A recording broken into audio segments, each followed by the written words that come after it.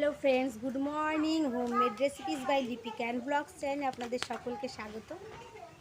আপনারা ভাবছেন আমার হাতে এটা কি? তো এটা হলো মান কচুর মাঝখানের পাতার ডাগাটাকে পাতা শুদ্ধ তুলে নিয়েছি। এই পাতাটা দেখলেই সেই ছোটোবেলার দিনগুলো মনে পড়ে যায়। তখন তো এত ছাতার চল ছিল না। তখন আমরা ধরুন স্কুলে যাওয়ার সময় যদি হঠাৎ করে বৃষ্টি নেমে পড়তো, আমরা কী করতাম, রাস্তার ধারে কোনো কচু গাছ দেখলেই পাতা ছিঁড়ে নিয়ে ছাতা হিসেবে ব্যবহার করতাম।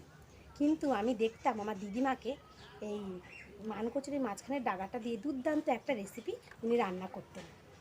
আজকে আমি আমার দিদিমার সেই রান্নার রেসিপিটাই আপনাদের সাথে শেয়ার করব।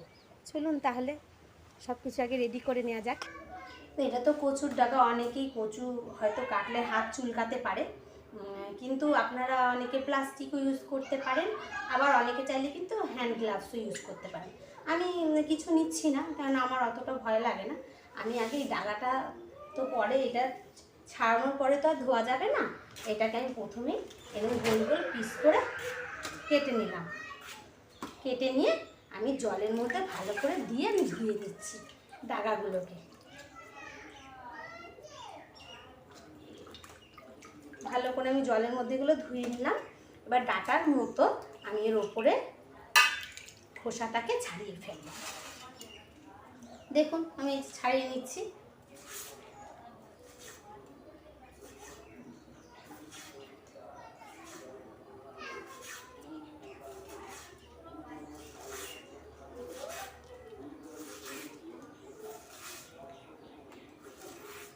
দেখুন পুরো ছাড়িয়ে নিয়েছি। আর এখানে নিয়ে নিয়েছি একটা স্টিলের গামলার একটা থালা নিয়ে নিয়েছি, আর নিয়ে নিয়েছি একটা গ্রেটার। এবার দেখুন আমি এই গ্রেটারটা দিয়ে এটাকে ভালো করে এরকম করে ঘষে নেব।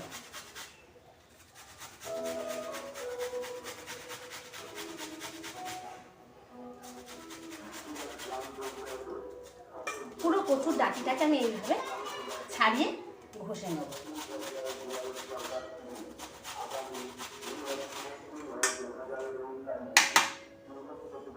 দেখুন কি সুন্দর করে গ্রেট করে নিয়েছি।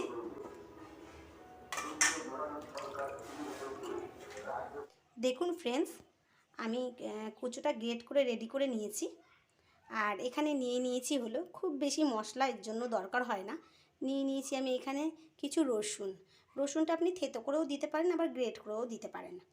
আর এখানে নিয়ে নিয়েছি কিছু কাঁচা লঙ্কা, আর একটা শুকনো লঙ্কা নিয়েছি, কালো জিরে নিয়েছি, আর হলুদ আর লবণ নিয়ে নিয়েছি। কাঁচা লঙ্কা আপনারা যে যেরকম ঝাল খাবেন তেমনি ব্যবহার করবেন, কিন্তু একটু ঝাল হলে এই রেসিপিটা খুব ভালো লাগে খেতে। তাহলে চলুন, কড়াইটা আমি বসিয়ে দিয়েছি, কড়াই গরম হয়ে গেছে। কড়াই আমি দিয়ে দিচ্ছি সর্ষের তেল। তেলটা আমি সারা কড়াইয়ের মধ্যে লাগিয়ে নিলাম। কড়াই দিয়ে দিলাম শুকনো লঙ্কাটা ফোড়ন, দিয়ে দিলাম রসুন কুচিটা,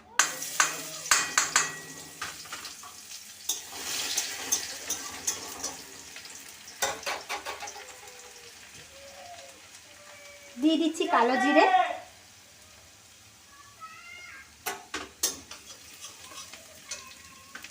দিয়ে দিলাম কাঁচা লঙ্কা চিড়ে।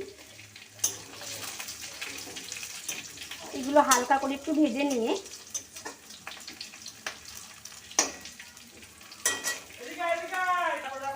দিয়ে দিলাম কচু গ্রেট করাটা। এটা একটু নাড়িয়ে চাড়িয়ে এর মধ্যে দিয়ে দিলাম হলুদ, আর দিয়ে দিলাম স্বাদ মতো লবণ। এটাকে খুব ভালো করে নাড়িয়ে চাড়িয়ে একদম আমি কচুর মধ্যে যে রসটা রয়েছে পুরোটাকে শুকিয়ে নেব। আমি গ্যাসটাকে আস্তে করে দিলাম, আস্তে আস্তে এটাকে আমি হতে দেব।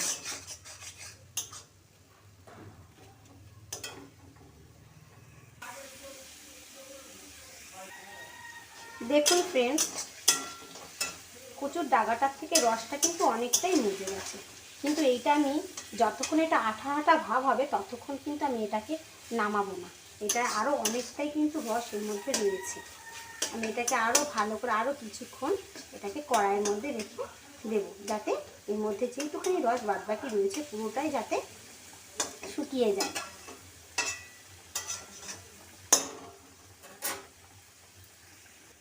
আমি রান্নার মধ্যে খুব সামান্য পরিমাণ একটু চিনি দিয়ে দিলাম। চিনিটা দিলে এর স্বাদটা একটু বেড়েই যায়, কিন্তু অনেক দেবেন না, যে মিষ্টি হয়ে যাবে সেরকম নয়, সামান্য একটু মজে যাওয়ার মতো দেবেন। আমি আরও 5-10 মিনিট এটাকে খুব ভালো করে নামিয়ে নেব।